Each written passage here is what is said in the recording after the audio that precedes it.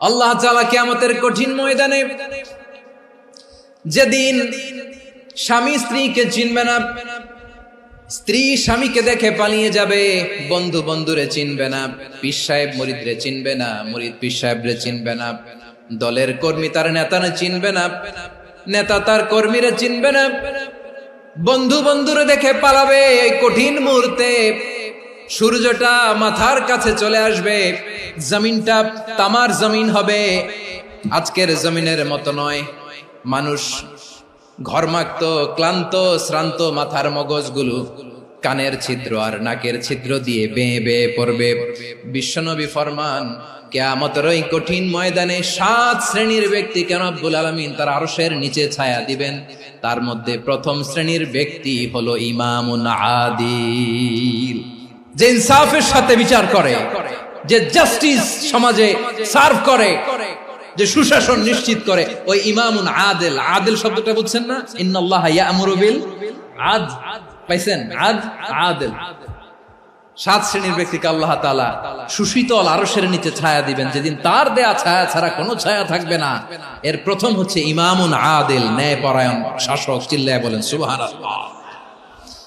আবার বিশ্বনবী বললেন, ইন্নাল মুকসিতিনা ইনদাল্লাহি আলা মানাবিরা মিন নূর আন ইয়ামিনির রহমান। কিয়ামতের দিন যারা ন্যায় পরায়ণ হিসেবে আল্লাহর সামনে দাঁড়াবে, কিয়ামতের দিন রব্বুল আলামিন তার আরশের ডান দিকে ওই ন্যায় পরায়ণ লোকদের জন্য আরশের ডান দিকে একটা নূরের মিম্বারে তাদেরকে বসার সুযোগ করে দিবে। আল্লাহর আরশের ডান দিকে ন্যায় পরায়ণ লোকদের জন্য আল্লাহ তাআলা নূরের মিম্বার বানাবে। 4টে কেন কথা মনে করেছেন? আল আদাল, জাস্টিস। ইন্নাল্লাহা ইয়া'মুরু বিল আদল। আল্লাহ তাআলা এই আদালতের নির্দেশনা দেন, সুবিচার, সুশাসন। প্রিয় ভাইয়েরা, এটা আমরা বাংলাদেশে চাই কি চাই না? এই যে অরাজকতা, এই যে অন্যায়, এই যে জুলুম, এই যে ইনকনসিস্টেন্সি সমাজের অসঙ্গতির প্রধান কারণ জাস্টিস নাই, সুবিচার নাই, সুশাসন নাই। শেষবারের মতো আওয়াজ করে বলেন তো, আমরা বাংলাদেশে আদল চাই কি চাই না? তাহলে প্রথম নির্দেশনা শেষ। আল্লাহ তাআলা তোমাদেরকে আদলের আদেশ দেন। এরপরে আল্লাহ বললেন, আমি তোমাদেরকে ইহসানের আদেশ দেই। ইন্নাল্লাহা ইয়া'মুরু বিল আদলি ওয়াল ইহসান। আমি তোমাদেরকে যেমনি আদলের নির্দেশনা দেই, তেমনি ভাবে তোমাদেরকে ইহসানের নির্দেশনা দেই। ইহসান, আওয়াজ করে সবাই বলেন তো ইহসান। ইহসান মানে কারো প্রতি সফট হার্টেড হওয়া, মহানুভব হওয়া, অনুগ্রহ পরায়ণ হওয়া, অনুগ্রহশীল হওয়া, একে অপরের প্রতি দয়াদ্র হওয়া। একে অপরের প্রতি দয়াদ্র, অনুগ্রহশীল হওয়া ছাড়া মানবিক সমাজ কশিনকালেও গঠন করা সম্ভব না। প্রিয় ভাইয়েরা, সুন্দর আচরণ দিয়ে, ইহসান দিয়ে যা জয় করা যায়, নরম আচরণ দিয়ে যেটা অর্জন করা যায়, কঠোরতা দিয়ে সেটা পারা যায় না। বিষ্ণু ঈসা ইসলাম ইহসান দিয়ে, কোমল আচরণ দিয়ে, তার অনুগ্রহ দিয়ে তিনি অনেক কাফিরের হৃদয়কে জয় করে ফেলেছেন। সাইয়েদনা সুমামা ইবনে উসাল রাদিয়াল্লাহু তাআলা আনহুর কথা মনে পড়ে যায়। তিনি ছিলেন ইয়ামামার বাদশা। মদিনাতে বিশ্বনবীকে হত্যা করার নিয়তে এসেছিলেন। গোপনে গোপনে বিশ্বনবীকে হত্যা করে আবার ইয়ামামাতে তিনি ফিরে যাবেন। কিন্তু কি অবাক করা কাণ্ড, হত্যা করতে পারে নাই, সাহাবাদের হাতে তিনি ধরা পড়ে গেলেন। সাইয়েদনা সুমামা ইবনে উসাল রাদিয়াল্লাহু তাআলা আনহু হত্যার নিয়তে আসলেন, কিন্তু হত্যা করতে পারলেন না। সাহাবারা ওনাকে ধরে ফেললেন, ধরে মসজিদে নববীর পিলারের মধ্যে বেঁধে রাখলেন। সুমামা ইবনে উসাল, সিরাত থেকে শুনে, সিরাত থেকে শোনাচ্ছি, রাদিয়াল্লাহু তাআলা আনহু ইয়ামামার অধিপতি ছিলেন। বিশ্বনবীকে হত্যার জন্য আসছেন, ধরা পড়ে গেছেন, এখন মসজিদে নববীতে বেঁধে রাখছেন। তার মানে বন্দী। এখন স্ট্যাটাস কি? বন্দী, ক্যাপ্টিভ। তো বিষ্ণু ঈসা ইসলাম সাহাবাদেরকে বললেন, তার খোঁজ খবর নিও, সুমামা ইবনে উসালের খোঁজ খবর নিও।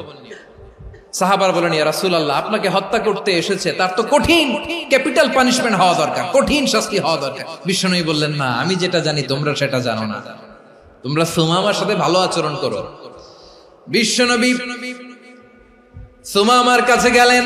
প্রথম দিন যে তিনি কালেমার দাওয়াত দিলেন, ইমানের দাওয়াত দিলেন, ইসলামের দাওয়াত দিলেন, রিসালাতের দাওয়াত দিলেন, আখিরাতের দাওয়াত দিলেন। পরের দিন যে বিশ্বনবী সালাতের দাওয়াত দিলেন, যাকাতের দাওয়াত দিলেন, ইসলাম কি, কিভাবে, কেমন করে পালন করতে হয় চমৎকার আর্টিকুলেট করতে শুরু করলেন। তন্ময় হয়ে সুমামা ইবনে উসাল রাদিয়াল্লাহু তাআলা আনহু বিশ্বনবীর কথাগুলো শুনতে আরম্ভ করলো। একদিন নয়, 2 দিন নয়, টানা 3 দিন বিশ্বনবী সুমামার কাছে ইসলামকে প্রেজেন্ট করেছেন, উপস্থাপন করেছেন। আওয়াজ করে বলেন, কয় দিন? 3 দিন। 3 দিন মসজিদে নববীতে বাধা। আর সাহাবীদেরকে বললেন, তার খোঁজ খবর নিও, তোমরা যে রুটি বানাও এর মধ্যে সবচেয়ে ভালো আটার রুটিটা তারে দিও, সবচেয়ে রিফাইন্ড খেজুর, যেটা পিওর খেজুর, এটা তারে দিও। আর বিশ্বনবী নিজের উট থেকে দুধ দহন করে ওনার বাড়ির এক কর্মচারীকে বলেছেন, দুধ দহন করে সুমামার জন্য নিয়ে যেও। সুবহানাল্লাহ পড়বেন না? সবাই তো অবাক, ইয়ামামা থেকে আসছে নবীকে হত্যা করতে, বিশ্বনবী দেখে তারে জামাই আদর করে।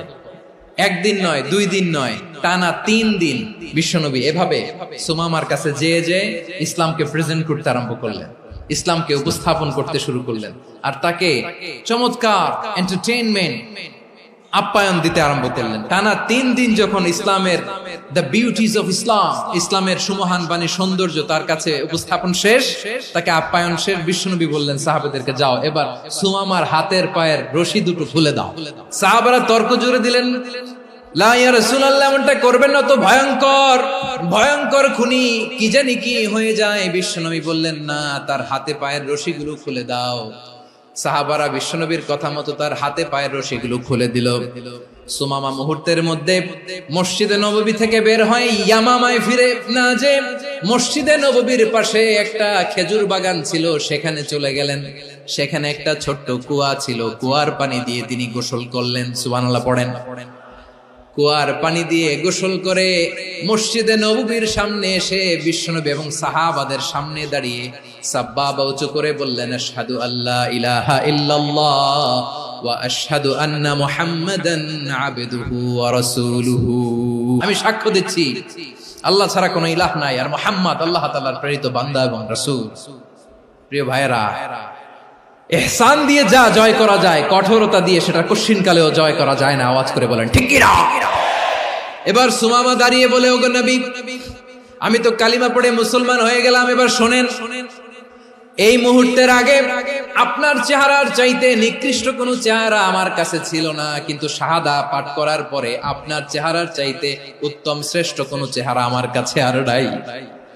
ও নবী, আজকের দিনের আগে ইসলাম ধর্মের চেয়ে নিকৃষ্ট অপছন্দনীয় কোনো ধর্ম আমার কাছে ছিল না, কিন্তু এই মুহূর্ত থেকে ইসলামের চেয়ে সেরা শ্রেষ্ঠ পছন্দনীয় কোনো ধর্ম আমার কাছে নাই। নবী গো, আজকের দিনের আগে মদিনার চাইতে অপছন্দনীয় নিকৃষ্ট কোনো শহর আমার কাছে ছিল না, কিন্তু এই মুহূর্তের পর থেকে মদিনার চাইতে কোনো শ্রেষ্ঠ শহর আমার জানা নাই। সে ছিল গমের বড় ডিলার, গম বেচত। কি বেচত? তার গম কিনে মক্কার লোকেরা রুটি খাইতো। সে ঘোষণা দিল, আজকে থেকে মক্কাবাসীদের জন্য সব গম আমি হারাম করে দিলাম, মক্কাবাসী এখন না খেয়ে মরে। সুবহানাল্লাহ পড়বেন না?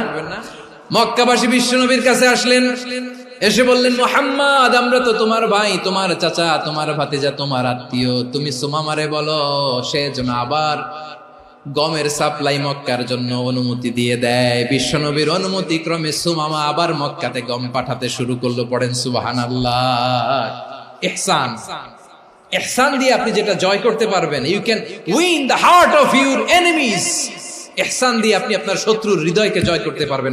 এজন্য আল্লাহ বললেন, ওয়া আনফিকু ফি সাবিলিল্লাহি ওয়া লা তুলকু বিআইদিকুম ইলাত তাহলুকা ওয়া আহসিনু ইন্নাল্লাহা ইউহিব্বুল মুহসিনিন।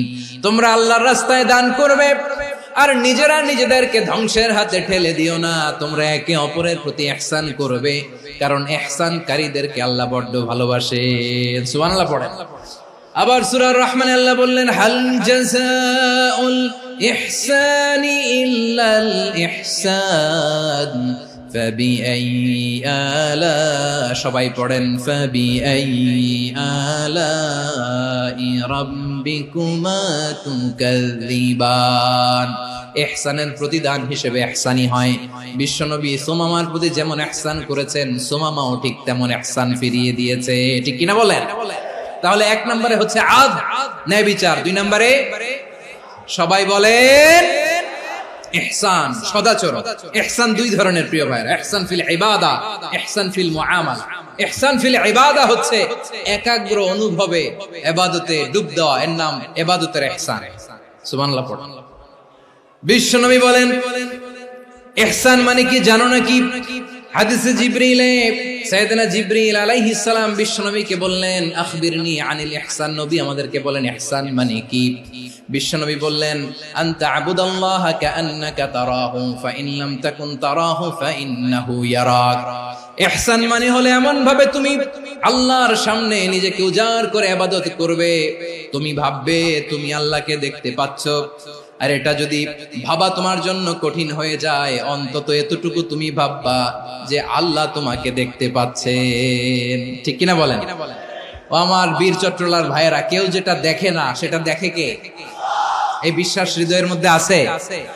নামাজে যখন দাঁড়ান এই ফিলিংসটা আনা যাবে? এসা পর্যন্ত যে আমরা হায়াত পাবো কোনো গ্যারান্টি আছে? সবাই আওয়াজ করে বলেন গ্যারান্টি আছে? গ্যারান্টি নাই। এজন্য বিষ্ণু ইসলাম বলেছে এমন ভাবে নামাজে দাঁড়াও, ইবাদত করো, মনে করো হতে পারে এটাই আমার জীবনের শেষ নামাজ। পারফর্ম দ্য সালাহ as if this is your last and final prayer. এমন ভাবে সালাতে দাঁড়াও, ভাবো হতে পারে এটাই তোমার জীবনের শেষ নামাজ।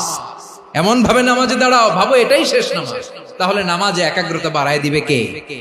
ফলে ইবাদতের ইহসান আমাদের অর্জিত হবে। আর মুআমালাতে ইহসান হলো, বিশ্বনবী বলেন ইন্নাল্লাহা তাবারাকা ওয়া তাআলা কাতাবাল ইহসানা আলা কুল্লি শাই ফাইযা কাতালতুম ফাআহসিনুল কিতলা ওয়া ইযা যাবাহতুম ফাআহসিনুয যাবহা ওয়ালিয়ুহিদ্দা আহাদুকুম শাফরাতাহু ওয়ালিয়ুরিহ যাবিহাতাহু। ইহসান দুই ধরনের, আওয়াজ করে বলতে হবে কয় ধরনের? একটা হচ্ছে ইহসান ফিল ইবাদা, ইবাদতে ইহসান। ইবাদতে ইহসান কি? একাগ্র অনুভব দিয়ে ইবাদত করা, মন প্রাণ দিয়ে ইবাদত করা। আর মুআমালাতে ইহসান কি? সব কাজে, দৈনন্দিন কাজে, কর্মে, সামাজিক অ্যাক্টিভিটিতে কোমলতা প্রদর্শন করা, অনুগ্রহের সাথে সবকিছু করা। আল্লাহ তাআলা ইন্নাল্লাহা তাবারাকা ওয়া তাআলা কাতাবাল ইহসানা আলা কুল্লি শাই, তিনি সবকিছুর ব্যাপারে ইহসানকে আবশ্যক করেছেন। সবকিছু, মুমিনের সব কাজে ইহসানের পরশ থাকবে। ওয়া ইযা কাতালতুম ফাহসিনুল কিতলা, বিষ্ণুই বলেন তুমি যখন কাউকে হত্যা করো ইহসানের সাথে করো। সুবহানাল্লাহ পড়বেন না?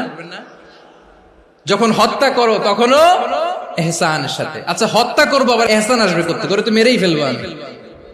আল্লাহ, ও ভাই একজন খুন করেছে, খুনি, রাষ্ট্রীয় আইনে তার শাস্তি হয়েছে ডেথ পেনাল্টি, মৃত্যুদণ্ড। এখন মৃত্যুদণ্ড দেখে আপনি যেমনি মন চায় তেমনি মারবেন লোকটারে? ওর নাক কেটে ফেলতে পারবেন? ওর কান কাটতে পারবেন? ওর চোখ উপড়ে ফেলতে পারবেন আপনি? যেমন মন চায় তার অঙ্গহানি করা যাবে না। ইহসানের সাথে তাকে হত্যা করো। সুবহানাল্লাহ, this is Islam, this is the true essence of Islam. ওয়া ইযা যাবাহতুম ফাহসিনুয যাবহা, যখন জবাই করবে তখনও ইহসানের সাথে জবাই করবে। করব জবাই, ওইখানেও নাকি ইহসান। আচ্ছা কুরবানির দিন আমরা পশুগুলোরে কি করি বলেন সবাই আওয়াজ করে?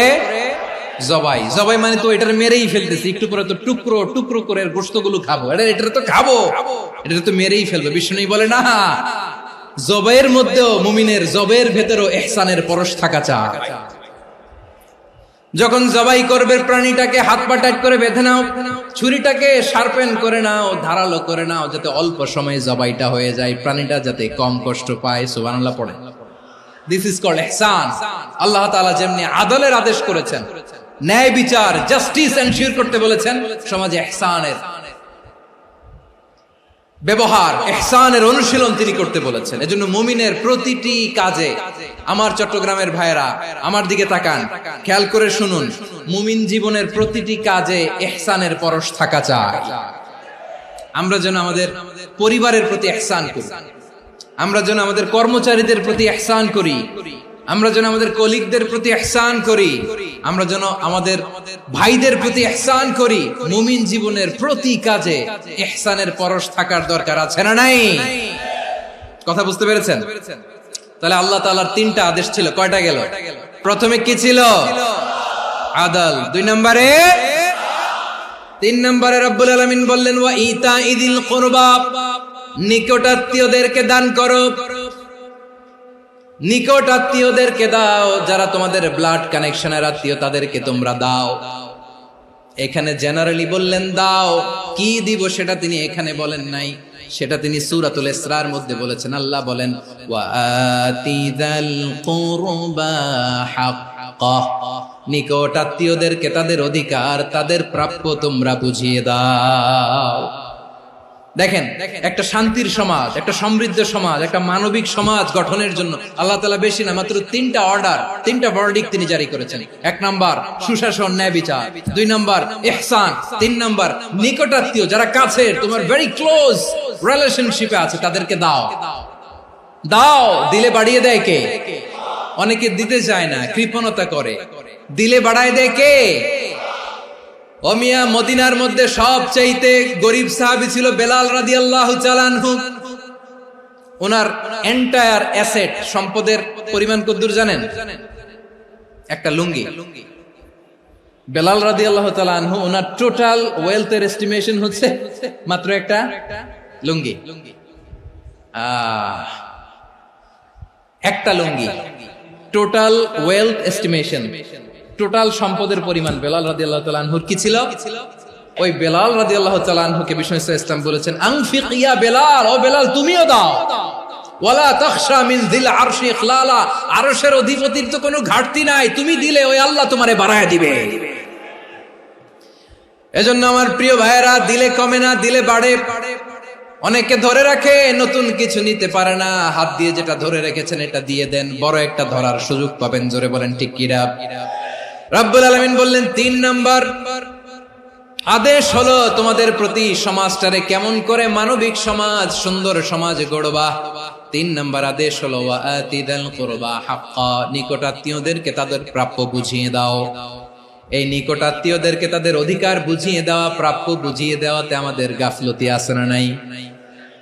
অনেকে দেখবেন অনেক আল্লাহওয়ালা, তাহাজ্জুদ গুজার, সেজদা দিতে দিতে কপালে কালো দাগ ফেলে দিছে, সে তার বোনের হকটা আদায় করে নাই, আছে না নাই?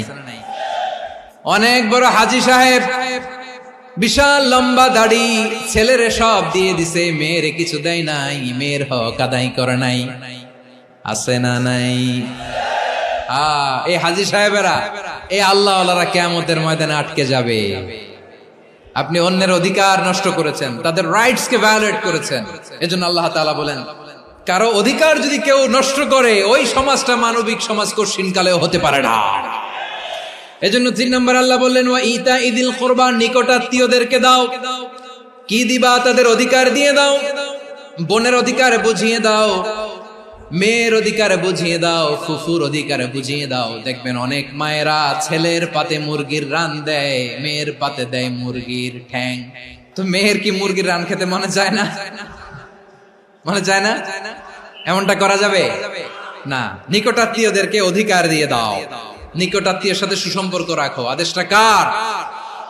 এজন্য প্রিয় ভাইয়েরা, জীবনে যদি বারাকা অর্জন করতে চান, নিকটাত্মীয়দের সাথে সুসম্পর্ক রাখতে হবে, তাদের জন্য উপহার পাঠাতে হবে। বিশ্বনবী বলেন লা ইয়াদখুলুল জান্নাতা কাতে, যে ব্যক্তি আত্মীয়তার সম্পর্ককে ছিন্ন করে দেয়, সে কঠিন কালেও আল্লাহর জান্নাতে ঢুকবে না। আপনি কি এটারে সহজ হাদিস মনে করছেন? এটা সহজ কথা? আপনি ভাবছেন আপনার নামাজ আপনারে বাঁচাতে পারবে, আপনার রোজা বাঁচাতে পারবে, আপনার তাহাজ্জুদ আপনারে বাঁচাতে পারবে?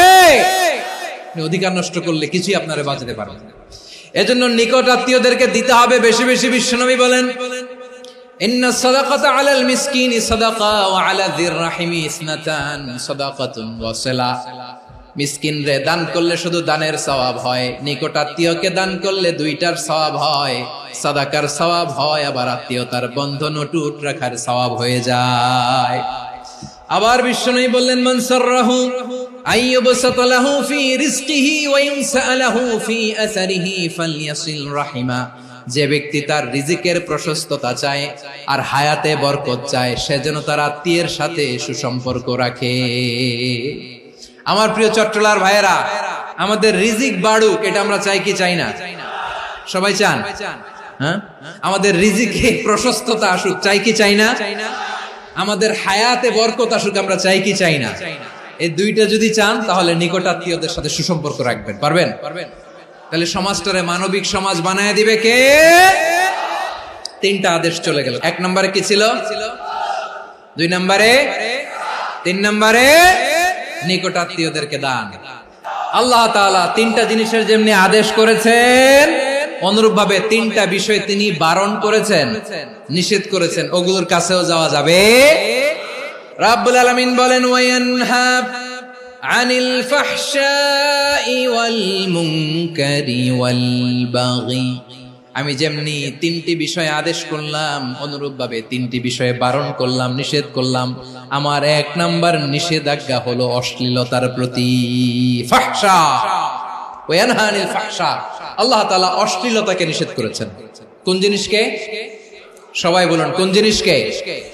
যত ধরনের, যত টাইপের, যত ক্যাটাগরির অশ্লীলতা হতে পারে সব অশ্লীলতাকে হারাম করেছেন কে? ফাহশা মানে কি? কথায়, কাজে, আচরণে, কমেন্ট, ফেসবুকের কমেন্টসে যত ধরনের নোংরামো আছে, যত ধরনের অশ্লীলতা আছে, এটাকে আরবিতে বলে ফাহশা। রাব্বুল আলামিন বলেন, কুল ইন্নামা حرم ربي الفواحش ما ظهر منها وما بطن। ও নবী, আপনি বলে দেন, আমার রব প্রকাশ্য, অপ্রকাশ্য, স্পষ্ট কিংবা অস্পষ্ট, দৃশ্যমান কিংবা অদৃশ্যমান সব অশ্লীলতাকে হারাম করেছেন। সব ধরনের অশ্লীলতা হারাম। আল্লাহ তাআলা আমাদেরকে অশ্লীলতা থেকে বাঁচান। এবার বলেন, আমাদের সমাজে অশ্লীলতা আছে না নাই? অশ্লীলতা নানা ভাবে, নানা নামে, নানা মোড়কে আমাদের সমাজে আছে না নাই? সংস্কৃতির নামে, ফ্যাশনের নামে, বিনোদনের নামে, উপন্যাসের নামে, কনসার্টের নামে অশ্লীলতা আছে না নাই? আপনি দেখেছেন কনসার্টগুলোর অবস্থা? আমাদের তরুণ তরুণীরা, আমাদের যুবক যুবতীরা, আমাদের জেনজিরা, কি অবস্থা ওইখানে? কনসার্টের নামে অশ্লীলতা আছে না নাই? ছেলে মেয়ে একে অপরকে জড়ায় ধরতেছে, একে অপরকে চুমু খাচ্ছে, প্রকাশ্যে, দিবালোকে, গণমানুষের সামনে। আল্লাহ তাআলা এই অশ্লীলতা থেকে আমাদেরকে বেঁচে থাকতে বলেছেন। রূপালী জগতের নামে অশ্লীলতা আছে না নাই? এই টার্মটা আপনারা জানেন না? রূপালী জগৎ কি জগৎ? আসলে কি রূপালী জগৎ না অন্ধকার জগৎ? আমার বোনেরা, আপনাদেরকে যে কি বলে তারা বুঝায়, রূপালী জগৎ শুনেই আপনি ভরকে যাবেন না। রূপালী জগতে যে নারী যত বেশি উলঙ্গ, সে নাকি তত বেশি সাহসী। জানেন? বলে এটা একটা সাহসী নারী, খুব সাহসী পদক্ষেপ তার। যত বেশি শরীর থেকে কাপড় নামাতে পারবে, যত বেশি বস্ত্রহীন হয়ে নিজেকে প্রেজেন্ট করতে পারবে, সে নাকি তত বেশি সাহসী। আমার চট্টলার ভাইয়েরা, শয়তানের প্রথমে এজেন্ডা ছিল বনি আদমকে বস্ত্রহীন করা। সে আদম এবং হাওয়া আলাইহিস সালামকে নিষিদ্ধ গাছের ফল খাইয়ে তাদেরকে বস্ত্রহীন করেছে। এই জামিনেও সে আমাদেরকে বস্ত্রহীন করতে চাইবে। এই রূপালী জগতের নামে তারা এটা করে। আমার প্রিয় বোনেরা, আপনি জানেন না আপনার দাম কত?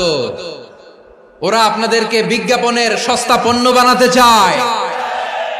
ওরা আপনাদেরকে ওদের ভোগের লিপসার টুলস বানাতে চায়। ওরা আপনাদেরকে দিয়ে ওদের খায়েশ পূরণ করতে চায়। এটা আপনাদের জন্য মোটেও ডিগনিটি নয়, এটা আপনাদের জন্য সম্মান নয়। আপনার সম্মান শালীনতায়, আপনার সম্মান হেজাবে, আপনার সম্মান ভদ্রতায়, আপনার সম্মান আপনার ডিসেন্ট পোশাকে। পোশাক বলে দেয় এই নারীটা ভদ্র না অভদ্র। পোশাক বলে দেয় এই মেয়েটা কোন ঘরের মেয়ে। আপনি জানেন না, আপনার এই সস্তা পণ্য বানায়, ভোগের পণ্য, বিলবোর্ডে আপনাকে উলঙ্গ করে উপস্থাপন করে। এই অশ্লীলতার সাথে ইসলামের কোন সম্পর্ক? এজন্য আল্লাহ বলেন, আমি অশ্লীলতাকে হারাম করেছি। অশ্লীলতাকে হারাম করার প্রথম কারণ হলো এর মাধ্যমে মানবতাকে অপমানিত করা হয়। কারণ মানুষের সম্মান মানুষের পোশাকে। মানুষ যখন পোশাকহীন হয়ে যায়, বস্ত্রহীন হয়ে যায়, তার সম্মান কমে যায়। ঠিক কিনা? অশ্লীলতাকে হারাম করার প্রথম কারণ হচ্ছে মানুষ মানুষকে অপমান করে। একটা নারী, সে তো সম্মানিত, নারী যে কত সম্মানিত নারীরা এটা বুঝেই নাই। বিশ্বনবী বলেন আদ-দুনিয়া কুল্লুহা মাতা ওয়া খায়রু মাতা'আদ দুনিয়া আল মারআতুস সালিহা। আমার বোনেরা, 5টা প্যান্ডেলে আপনারা এলইডিতে আমার আলোচনা শুনছেন, আমি জানি। আপনাদের এই গর্ভ যে কত দামি আপনি জানেন না। আপনার পেট থেকেই আসবে আগামী দিনের সালাহুদ্দিন আল আইয়ুবী। আপনার পেট থেকেই আসবে অনাগত দিনের ইমাম মাহদী আল মুনতাযর। আপনার পেট থেকেই আসবে অনাগত দিনের ফয়সাল, ওয়াসিম, মুগ্ধ, আবু সাইদের মতো বীর যোদ্ধা। আমার প্রিয় বোনেরা, আমার প্রিয় বোনেরা, বিশ্বনবীর কথার ওজন খেয়াল করেন। আদ-দুনিয়া কুল্লুহা মাতা ওয়া খায়রু মাতা'আদ দুনিয়া আল মারআতুস সালিহা। দুনিয়ার সবকিছুই অ্যাসেট, এর মধ্যে সবচেয়ে দামি অ্যাসেট নেককার নারী। আপনার গর্ভ যে কত দামি আপনি জানেন না। নিজের সময়টাকে কাজে লাগান, কোরআন পড়েন, সুন্নাহ পড়েন। আপনার অনেক দায়িত্ব ঘরে। You are the MD of your family. একটা family it's a very big institution. পরিবার একটা অনেক বড় প্রতিষ্ঠান, and you are the MD of your institution. আপনি এই পরিবারের MD, managing director of your family. এখানে আপনার কত দায়িত্ব। আপনি ছেলে মেয়েদেরকে তারবিয়া করবেন, আপনি আপনার স্বামীর জন্য ঘরটারে জান্নাতের নীড় বানাবেন, আপনার জন্য জান্নাতের ডুপ্লেক্স বাড়ি ওইখানে তৈরি করে রাখবে কে? আপনি যে কত দামি আপনি জানেন না। নারীদেরকে আল্লাহ বানিয়েছেন উচ্চতর করে, নিম্নতর নয়। নারীদেরকে ছোট্ট জিনিস দিলে এটারে বড় করে দেয়। নারীদেরকে ভ্রূণ দিলে, শুক্রাণু দিলে নারী এটারে বাচ্চা হিসেবে উপহার দেয়, ঠিক কিনা? বিয়ের মাধ্যমে স্বামী যখন তার শুক্রাণু তার স্ত্রীকে উপহার দেয়, স্ত্রী রিটার্নে কি উপহার দেয়? ফুল ফর্ম বেবি, মানব সন্তান। দেখছেন, আপনি দিলেন একটুকুনি, দিছে বিশাল। আপনি যদি নারীকে বাজার এনে দেন, নারী এটাকে সুস্বাদু খাবারে রূপান্তর করে দেয়। আপনি তাকে একটা মুচকি হাসি দিয়ে দেন, সে তার কলিজা দিয়ে দেয়। কিন্তু যদি আপনি তার মনে কষ্ট দেন, সে আপনার জীবনকে জাহান্নাম বানায়া দেয়। নারীর মন বুঝতে পারলে নেয়ামত, বুঝতে না পারলে কিয়ামত। আমার প্রিয় বোনেরা, আপনি যে কত দামি আপনি জানেন না। অনেক দামি আপনি। আপনাদেরকে যেন ভোগের সস্তা পণ্য বানাতে না পারে, আপনাদেরকে সচেতন থাকতে হবে। তাহলে কেন আল্লাহ তাআলা এই ফাহশা, অশ্লীলতাকে হারাম করলেন? 1 নাম্বার, এতে হিউম্যান ডিগনিটি কমে। 2 নাম্বার, এতে মানুষের অধিকার নষ্ট হয়। আপনি বিয়ে করেছেন, এরে পরকিয়া করেন, ওর সাথে এরকম আছে না নাই? স্ত্রীর অধিকার নষ্ট করেছেন। আপনি বিবাহ সম্পর্কে আবদ্ধ হয়েছেন তার সাথে, আপনি পরকিয়া করেন ওই ছেলের সাথে, আপনি আপনার হাজবেন্ডের সাথে বিট্রে করেছেন। এজন্য আল্লাহ অশ্লীলতাকে হারাম করেছেন। অশ্লীলতাকে হারাম করার আরেকটা কারণ হচ্ছে আল্লাহ তাআলা এই হিউম্যান জেনারেশনকে এটাকে প্রিজার্ভ করতে চায়। হিফজুন নাসল, এটা মাকাসিদুশ শরিয়ার অনেক গুরুত্বপূর্ণ একটা মাকাসিদ, অনেক গুরুত্বপূর্ণ। আপনার নাসল, আপনার জেনারেশনকে সংরক্ষণ করা। এই যে আসতেছে ফেব্রুয়ারি, কত ফেব্রুয়ারি জানো? এটা কি বিশ্ব ভালোবাসা দিবস? হ্যাঁ, কি দিবস? এই বিশ্ব ভালোবাসা দিবসের সাথে মুসলমানদের কোনো সম্পর্ক নাই। আমার প্রিয় ভাইরা, এই যে আপনি অবৈধ সম্পর্কে জড়ালেন, কেন আল্লাহ অশ্লীলতাকে হারাম করেছে দেখেন। বলতেছিলাম যে এটা আপনার নাসল, আপনার জেনারেশন, আপনার লিনিয়েজ, আপনার বংশকে প্রিজার্ভ করা। কে কার বাবা, কে কার মা, বাবা মা জানা, প্রজন্মকে প্রিজার্ভ করা, এটা ইসলাম ওয়াজিব করে দিয়েছে। এই যে অবৈধ সম্পর্কের কারণে, বিশ্ব বেহায়া দিবসের কারণে, এগুলোর আউটকাম, আউটপুট হিসেবে মাঝে মাঝে এই ঢাকা মেডিকেলের ডাস্টবিনে নবজাতকের বাচ্চার কান্নার আওয়াজ শুনতে পাওয়া যায়। চট্টগ্রাম মেডিকেলের ডাস্টবিনে নবজাতকের কান্না শুনতে পাওয়া যায়। বীর চট্টলার মুসলমানেরা বুঝতে পারলে আওয়াজ করে বলেন, এই যে চট্টগ্রাম মেডিকেলে যে নবজাতকটা পাওয়া গেল, ওর বাবাকে আমাকে বলেন, ওর মাকে, ও কোন ফ্যামিলির সন্তান কেউ জানে? আপনি হিউম্যান ডিগনিটিকে অপমান করেছেন না? আপনি তার ভবিষ্যৎকে অন্ধকার করেছেন না? আপনি তার লিনিয়েজকে প্রশ্নবিদ্ধ করে দিয়েছেন না?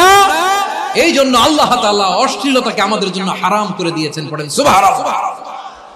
এই জন্য রাব্বুল আলামিন বলেন, কুল ইন্নামা হারাম রাব্বিয়াল ফাওয়াহিশা মা যাহারা মিনহা ওয়া মা বাতান। প্রকাশ্য অপ্রকাশ্য সব অশ্লীলতাকে হারাম ঘোষণা করে দিয়েছে কে? আবার দুনিয়ার বুকে যারা অশ্লীলতার প্রসার করে তাদের জন্য শাস্তি মজুদ রেখেছে কে? রাব্বুল আলামিন বলেন, ইন্নাল্লাযীনা يحبون أن تشيع الفاحشة في الذين آمنوا لهم عذاب أليم في الدنيا والآخرة والله يعلم وأنتم لا تعلمون নিশ্চয়ই যারা বিশ্বাসীদের মাঝে অশ্লীলতার প্রচার প্রসার করতে চায় তাদের জন্য আমি মর্মন্তুদ শাস্তি প্রস্তুত করে রেখেছি, দুনিয়াতেও রেখেছি, আখিরাতেও রেখেছি। ঘোষণাটা কার? যারা এই নাটকের নামে, সিনেমার নামে, রূপালী জগতের নামে, মুভির নামে, ওটিটি প্ল্যাটফর্মের নামে আমার সমাজে অশ্লীলতা ছড়াতে চায় তাদের জন্য কঠিন মর্মন্তুদ শাস্তি মজুদ রেখে দিয়েছে কে? ও আমার বোনেরা, এখনো আপনি জাগবেন না? এখনো আপনার চিন্তার দুয়ারে এখনো নাড়া পড়ে নাই? ওরা আপনাকে উলঙ্গ বানাতে চায়, ওরা আপনাকে আইটেম গার্ল বানাতে চায়। এজন্য ইসলাম অশ্লীলতাকে হারাম করেছে। হারাম। ইসলাম বলেছে যোজন যোজন দূরে থাকো, ওরা বলে না কাছে আসো, কাছে আসার গল্প, ক্লোজ আপ ওয়ান, কাছে আসার গল্প আছে না নাই? তাহলে অশ্লীলতার সাথে আমাদের কোনো সম্পর্ক? সবাই বলতে পারেননি, আওয়াজ করে বলুন, অশ্লীলতার সাথে আমাদের কোনো সম্পর্ক? আমরা এই সমস্ত ক্লোজ আপ ওয়ান, কাছে আসার গল্পের প্রোগ্রামে যাব? আমরা কোন ধরনের অশ্লীল কন্টেন্ট সোশ্যাল মিডিয়ায়, টিভিতে দেখব? কি যুগ যে আমরা কাটাচ্ছি আপনি কল্পনা করতে পারবেন না। পর্ন ইন্ডাস্ট্রি,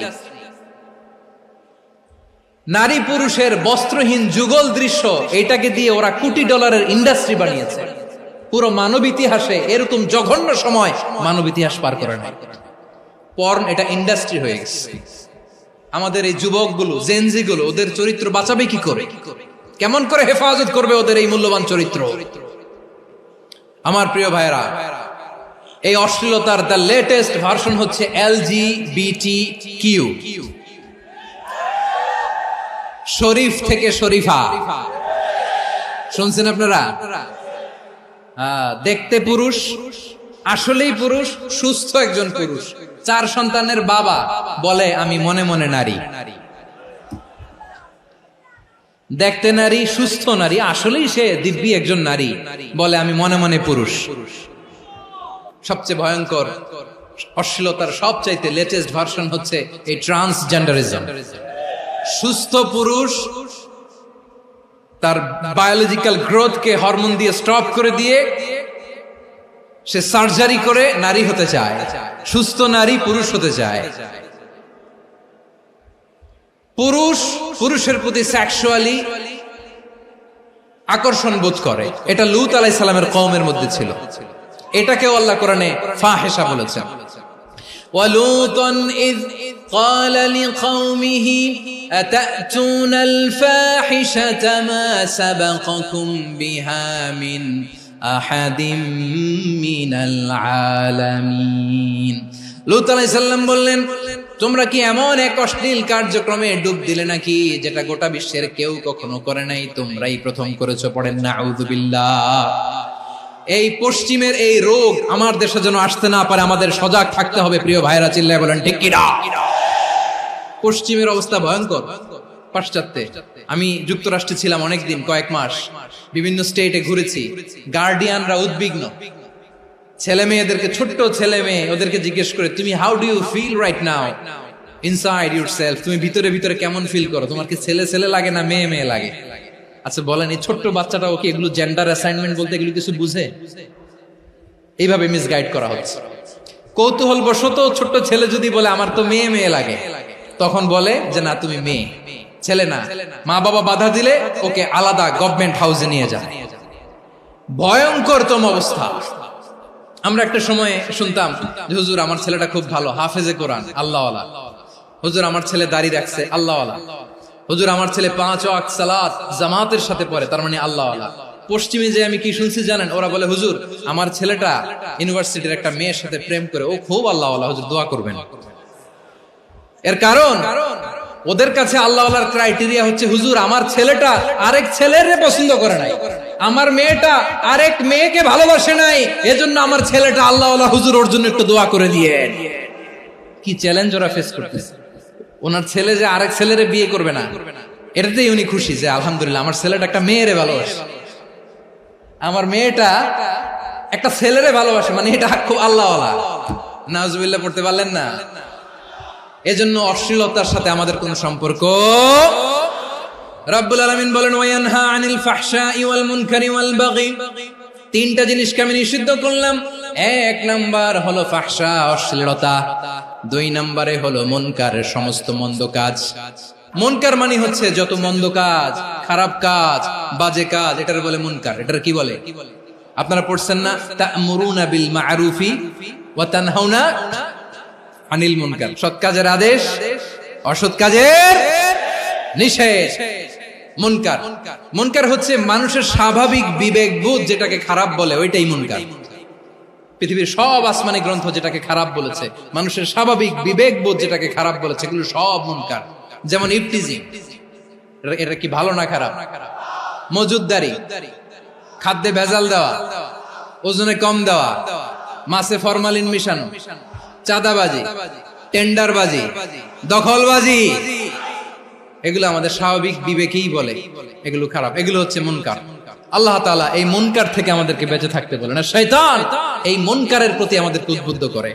আল্লাহ তাআলা বললেন, ইয়া আইয়ুহাল্লাযীনা আমানু লা তাত্তাবিউ খুতুওয়াতিশ শাইতান ওয়া মান ইয়াত্তাবি' খুতুওয়াতিশ শাইতানি ফাইন্নাহু ইয়া'মুরু বিল ফাহশাই ওয়াল মুনকার।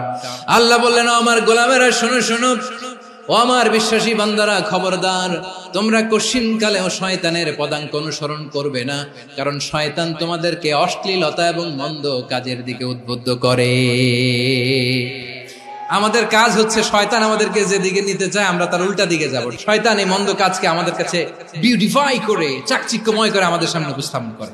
এজন্য আল্লাহ বলেন মুনকারকে থামাতে হবে, মুনকার প্রতিরোধ করতে হবে। মুনকার প্রতিরোধের দায়িত্ব শুধু আমাদের নাকি? শুধু আপনার খতিব সাহেবের, ইমাম সাহেবের, নাকি মুসলিম উম্মার সবার? আওয়াজ করে বলুন, মুনকার অসৎ কাজ প্রতিরোধের দায়িত্ব কার? রাব্বুল আলামিন বলেন, কুনতুম খায়রা উম্মাতিন উখরিজাত লিন-নাসি তা'মুরুনা বিল মা'রুফি ওয়া তানহাউনা আনিল মুনকার। তোমাদেরকে শ্রেষ্ঠ জাতি করে জমিনের মধ্যে আবির্ভূত করা হয়েছে, যাতে করে তোমরা জমিনের ভেতরে সৎ কাজের আদেশ করতে পারো আর অসৎ কাজের নিষেধ করতে পারো। উম্মাহ, কুনতুম খায়রা, তাহলে গোটা উম্মার দায়িত্ব, এটা বুঝতে পারছেন তো? আচ্ছা, আরো নিচে আসেন। এরপরে আল্লাহ বললেন, শুধু উম্মাহ না, এই জমিনের রাজত্ব আমি যাদের হাতে দেই, এই জমিনের মালিক আমি যাদেরকে বানিয়ে দেই, যাদেরকে আমি সরকারের দায়িত্ব দেই, তাদেরকেও মুনকার প্রতিরোধের দায়িত্ব দিয়েছে কে? আল্লাহ বলেন, যারা ক্ষমতার মসনদে বসেছে তাদেরকে 4 দফা কর্মসূচি আমি আল্লাহ দিলাম। আওয়াজ করে বলেন, কয় দফা? আল্লাহ বলেন, আল্লাযীনা ইম্মাক্কান্নাহুম ফিল আরদি আকামুস সালাতা ওয়া আতাউয যাকাতা ওয়া আমারু বিল মা'রুফি ওয়া নাহাউ আনিল মুনকার ওয়ালিল্লাহি আকিবাতুল উমুর। যারা এই জমিনের উত্তরাধিকার হয়েছে তারা 4 দফা কর্মসূচি নিয়ে সামনে আগাবা। সালাত কায়েম করবা, যাকাত আদায় করবা, সৎ কাজের আদেশ দিবা, অসৎ কাজ থেকে মুনকার প্রতিরোধ করবা। আদেশটা কার? আমার প্রিয় চট্টলার ভাইরা, পুরো উম্মার দায়িত্ব মুনকার প্রতিরোধ করা, সরকার প্রধানের দায়িত্ব মুনকার প্রতিরোধ করা। এরপর আল্লাহ বলেন, প্রতিটা ফ্যামিলির যিনি প্রধান, সিইও, বাবা, প্রত্যেক বাবারও দায়িত্ব এই মুনকার প্রতিরোধ করা। আওয়াজ করে বলেন ঠিক কি না? যেমনটি সাইয়েদনা লোকমান আলাইহিস সালাম ওনার কলিজার টুকরা সন্তানকে আদেশ করেছেন, ইয়া বুনাইয়া আকিমিস সালাতা ওয়া'মুর বিল মা'রুফি ওয়ানহা আনিল মুনকার। পড়েন সুবহানাল্লাহ। বাবা ছেলেকে সবক দিচ্ছে, লোকমান আলাইহিস সালাম ছেলেকে বলতেছে, ওরে আমার কলিজার টুকরা সন্তান, ওরে আমার বাছা, নামাজ কায়েম করবা, সৎ কাজের আদেশ দিবা, আর মুনকার প্রতিরোধ করবা, অসৎ কাজ সমাজ থেকে খারাপ কাজকে ঝেঁটে বিদায় করে দিবা। তাহলে দেখেন আমি স্টেপ বাই স্টেপ নামলাম। পুরা উম্মার দায়িত্ব, জমিনের উত্তরাধিকারী আল্লাহ যাদেরকে বানিয়েছেন সরকার, তাদের দায়িত্ব, প্রতিটি ফ্যামিলির প্রধানের দায়িত্ব, এরপরে বিশ্বনবী বলেন সচেতন প্রতিটি মুসলিমের দায়িত্ব সমাজ থেকে মুনকারকে উৎখাত করা। বিশ্বনবী বলেছেন মান রাআ মিনকুম মুনকারান ফালিয়ুগাইয়িরহু বিয়াদিহি ফাইন লাম ইয়াসতাতি ফাবিলিসানিহি ওয়া ইন লাম ইয়াসতাতি ফাবিকলবিহি ওয়া যালিকা আযআফুল ঈমান। সমাজে যে মুনকার দেখবে, খারাপ কাজ দেখবে, সে যেন হাত দিয়ে সেটাকে থামায়। আমার প্রিয় ভাইরা, না থামালে আমরাই ডুববো শেষমেশ। আমাদের বাঁচার জন্য হইলেও থামাইতে হবে। রব্বুল আলামিন বলেন ওয়াত্তাকু ফিতনাতাল লা তুসিবান্নাল্লাযীনা যালামু মিনকুম খাসসা। ও আমার গোলামেরা, ওই আযাবকে ভয় করো যে আযাব যখন আমি জমিনের বুকে পাঠাই শুধু জালেমদেরকেই মারি না, আলেমদেরকেও মারি। আযাব যখন আসে তখন শুধু জালিমই মরে না, আলেমও মরে। জানেন মুসা আলাইহিস সালামের পায়ে একবার লাল পিঁপড়া, তো উনি রেগে মেগে পাশি দেখে লাল পিঁপড়ার বাসা, পা দিয়ে ডলে মুছে সবগুলো পিঁপড়া মেরে ফেলছে। এই ঘটনাটা আল্লাহ ঘটিয়েছেন এজন্য মুসা আলাইহিস সালাম ছিলেন কালিমুল্লাহ, সরাসরি আল্লাহর সাথে কথা বলতেন। তিনি আল্লাহকে জিজ্ঞেস করেছিলেন, আল্লাহ তুমি যখন কোন জনপদে আযাব পাঠাও, শাস্তি দাও, ওখানকার শুধু জালেমরাই তো মরে না, ভালো মানুষগুলাও মরে, তো আযাব দিবা মুশরিকদের উপর দিবা, অবাধ্যদের উপর দিবা, ভালো মানুষগুলোরে মারো কেন? আল্লাহ বললেন, মুসা তোমার যে কামড় দিছিল পায়ের মধ্যে পিঁপড়া, কয়টা পিঁপড়া? একটা পিঁপড়া, তো সবগুলারে মারলা কেন? রেগে মেগে পুরো পিঁপড়ার বাসা ভেঙে মেসাকার করলা কেন? আমি যখন অ্যাকশনে যাই, আমি যখন শাস্তি দেই, তখন এত বাস বিচার করা হয় না, বাস বিচার করা যায় না। যখন অ্যাকশনে যাওয়া হয় ওইটা ডাইরেক্ট অ্যাকশন হয়ে যায়। চিল্লায় বলো ঠিক কি না? এজন্য আমাদের বাঁচার জন্য হলেও এই পাপ থামাতে হবে, এই শয়তানের অট্টহাসি থামাতে হবে, অন্যায় অপরাধ সমাজ থেকে আমাদের থামাতে হবে। কারণ আযাব আসলে ওরাও মরবে, আমরাও মরব। একটা জাহাজ 2 তলা, আপনি আছেন 2য় তলায়, নিচের তলার কিছু লোক জাহাজের তলা ছিদ্র করতে আরম্ভ করছে। কি ছিদ্র করতেছে? আচ্ছা, জাহাজের তলা ছিদ্র করলে তলা দিয়ে কি ঢুকে? এখন আপনি যদি বলেন আমার কি, আমি তো 2 তলায়, আমি তো ভালো আছি, ওরা ছিদ্র করে ওরা মরবে। আসলে কি শুধু ওরা মরবে? তলা দিয়ে যখন পানি ঢুকবে, জাহাজ ঢুকলে আপনিও মরবেন। এজন্য নিজে মরার আগে ওই পাগলগুলোর নিচতলায় যে থামাতে হবে। চিল্লায় বলেন ঠিক কি না? এজন্য আল্লাহ বললেন মুনকার প্রতিরোধের দায়িত্ব সমাজের টপ টু বটম সবার। এজন্য মুনকার প্রতিরোধ করার দরকার আছে না নাই? সমাজে এই যে ইফটিজিং হয়, আপনার বোনের বয়সী একটা মেয়েকে কিছু বকাটে টিটকারি করে, এই বলে সেই বলে, নোংরা কথা বলে, রাস্তায় দেখেও আপনি পাশ দিয়ে না দেখার মতো চলে যান কেন? আপনি দাঁড়ান না কেন? আপনি দাঁড়ালেই তো থেমে যাবে, কারণ সত্যের যে শক্তি তার সামনে মিথ্যা মুখ থুবড়ে পড়ে। আপনার সামনে ও কিছুই না, নাথিং। আপনি দাঁড়ান, ওকে প্রশ্ন করেন যে আমার বোনকে তুমি ডিস্টার্ব করো কেন? আপনাকে দেখে আরো 5 জন দাঁড়াবে, 5 জনকে দেখে আরো 10 জন দাঁড়াবে। আমাদের নীরবতা আর আমাদের নিশ্চুপ থাকাই জালিমদেরকে আরো শক্তিশালী জালিম বানিয়েছে।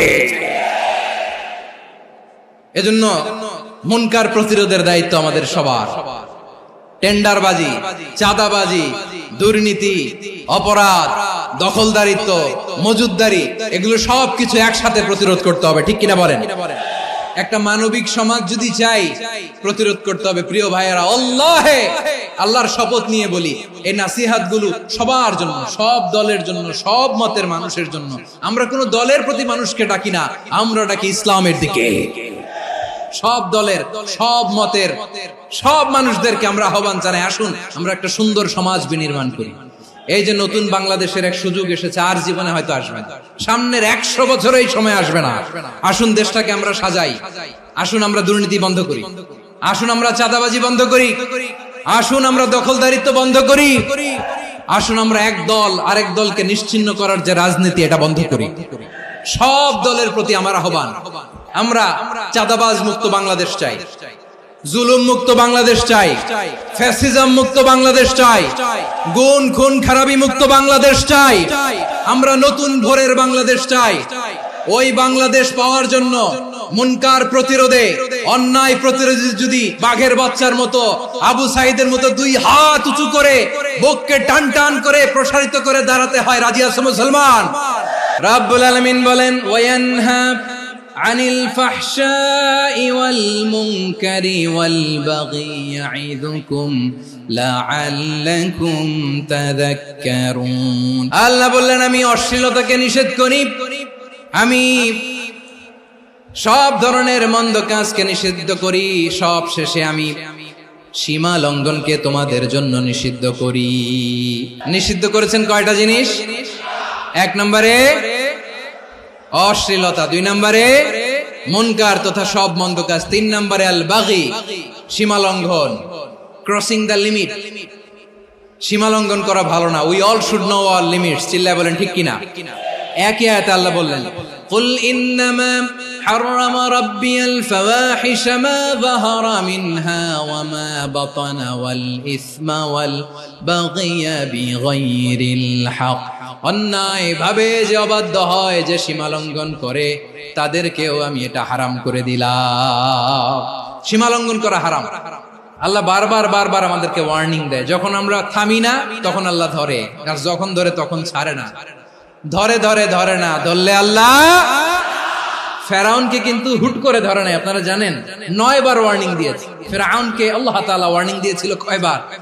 রাব্বুল আলামিন বলেন ওয়ালাকাদ আতাইনা মূসা 9 আয়াতিন বাইয়িনাত। 9টা মুআজিজা দেখিয়েছি। 1 2 3 বারবার এইভাবে রিমাইন্ডার, ওইভাবে রিমাইন্ডার, এইভাবে নসিহত, ওইভাবে দাওয়া। ফাকুলা লাহু কাওলান লাইয়িনা, নরম করে বলো, সফট করে বলো, যত ওয়ে হতে পারে দাওয়া মেথডোলজি। মুসা আলাইহিস সালামের সব অ্যাপ্লাই শেষ। 10ম বারে যে আল্লাহ ধরছে, 10ম বারে যে ধরেছে। এজন্য আল্লাহ বলেন আমি সীমা লঙ্ঘনকে পছন্দ করি না। কোরআনের অন্য আয়াতে বাগীকে বলা হয়েছে আল ইতিদা। সীমা লঙ্ঘন যারা করে তাদেরকে আল্লাহ বলেছেন মুতাদিন। ওয়াকাতিলু ফি সাবিলিল্লাহিল্লাযীনা ইউকাতিলুনাকুম ওয়া লা তা'তাদু ইন্নাল্লাহা লা ইউহিব্বুল মুতাদিন। আমি সীমা লঙ্ঘনকারীদেরকে কোশ্চিনকালেও পছন্দ করি না। আমরা যেন সীমা লঙ্ঘন না করি, রাজি আছেন তো? যে কোনো ক্ষেত্রে ইবাদতে যেন সীমা লঙ্ঘন না করি। অনেকে আমরা ইবাদতে সীমা লঙ্ঘন করে ফেলি। বিশ্বনবী সাল্লাল্লাহু আলাইহি ওয়াসাল্লাম যেটা শিখিয়েছেন এর বাইরে যে অতিরিক্ত বুজুর্গ হতে চায়, এরকম আছে না নাই? কোন ক্ষেত্রেই সীমা লঙ্ঘন করা যাবে, এমনকি যুদ্ধ ক্ষেত্রেও না। বিশ্বনবী সাল্লাল্লাহু আলাইহি ওয়াসাল্লাম বলেন খবরদার যুদ্ধ ক্ষেত্রেও সীমা লঙ্ঘন করো না। কি সুন্দর ইসলাম আমরা পেয়েছি। বিশ্বনবী বলেন খবরদার যুদ্ধের ময়দানে কোনো নারীর গায়ে হাত তোলো না, কোনো শিশুর গায়ে হাত তোলো না, কোনো গবাদি পশু হত্যা করো না, কোনো শস্য ক্ষেত্র ধ্বংস করো না, ইবাদতরত অন্য ধর্মের কোনো সন্ন্যাসীর গায়ে হাত তোলো না। বলেন সুবহানাল্লাহ। তাহলে আমরা সীমা লঙ্ঘন করতে পারবো? প্রিয় ভাইরা, একটা সুখী, সমৃদ্ধ, শান্তির সমাজ, মানবিক সমাজ যদি আমরা গঠন করতে চাই, আমাদের আল্লাহর দেয়া কয়টা আদেশ মানতে হবে বলেন দেখি? আর বেঁচে থাকতে হবে কয়টা জিনিস থেকে? আল্লাহর আদেশ কি? 1 নাম্বার আদাল, ন্যায়পরায়ণতা। আমরা সুবিচার, সুশাসন, ন্যায় বিচার চাই কি চাই না? 2 নম্বরে কি ছিল? মাশাআল্লাহ, আমরা যেন সবার প্রতি দয়া পরবশ হই, ইহসান করি। 3 নম্বরে কি ছিল?